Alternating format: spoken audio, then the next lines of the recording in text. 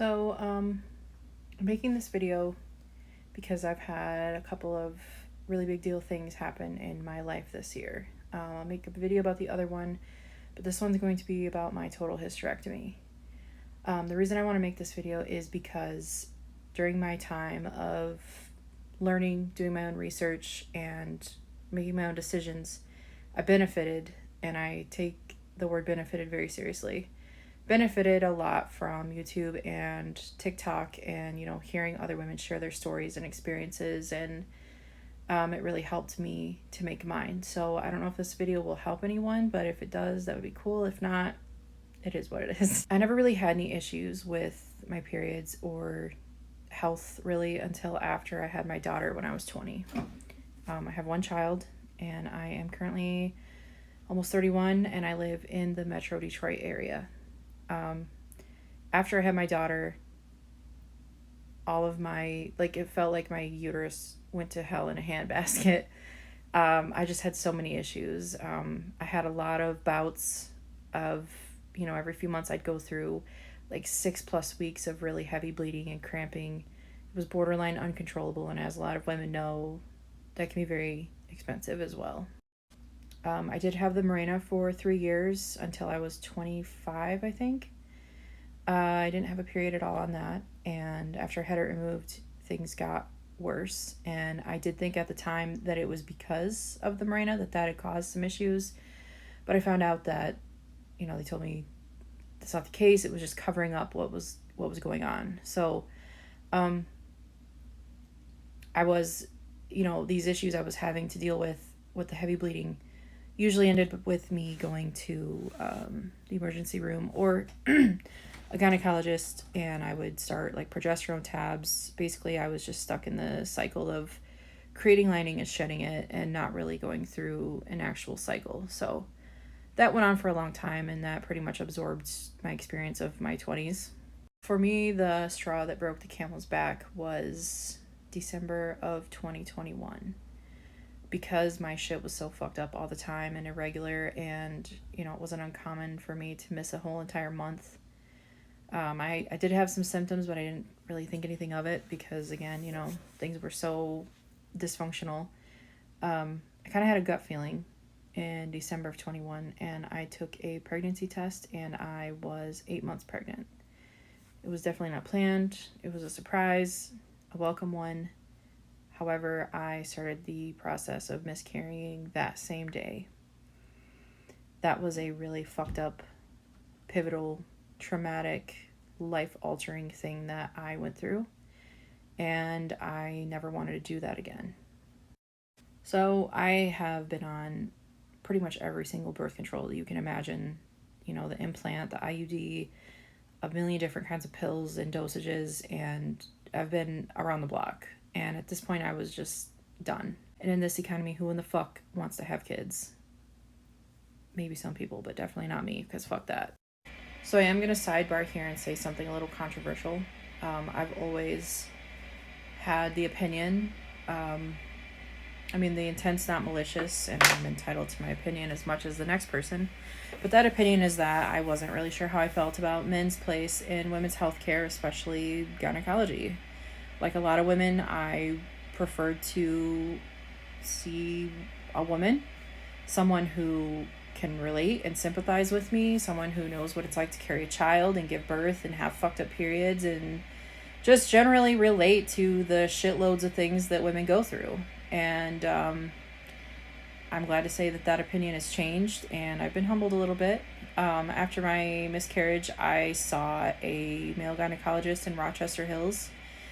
He works through Trinity Health, and his name is Dr. Theo Harris. He's absolutely awesome, and he is 100% for the girls, and I respect him a lot. So when I started seeing Dr. Theo Harris, I told him I'm done. That miscarriage was the straw that broke the camel's back. I was ready to close up shop and throw the fucking key away. I at first was interested in a tubal and an ablation. So we started discussing my options, and he just was straight up like, let's just get rid of your uterus, then let's do a hysterectomy. That was shocking to me because, when it comes to sterilization, just like abortion, women's opinion on their own healthcare seems to really not matter anymore. As a lot of people know, whenever women are facing the decision to sterilize, you're bombarded with a shitload of questions. Are you sure you only have one kid or two kids? You're not married, blah, blah, blah. My opinion on sterilization is the same as it is on abortion, and that is, it's your fucking body, and you shouldn't have to convince anyone that you do not want to carry a child or be a vessel, contribute to the massive fucking population, or be livestock. He asked me, was I sure that I didn't want to have any more children? To which I said yes. And we had a conversation one time. In Michigan, there is a legal process. You have to sign legal documents stating that you're aware that if you have a hysterectomy, you can't get pregnant again. I'm sure there's a fucking ludicrous reason why they have to do that. Whatever, I signed it. And then there is a mandatory 30-day waiting period for the state of Michigan. I'm not sure about other states. I guess basically to give you time to change your mind. So I signed that paper, and in my 30-day waiting period, I had to do a couple of different things.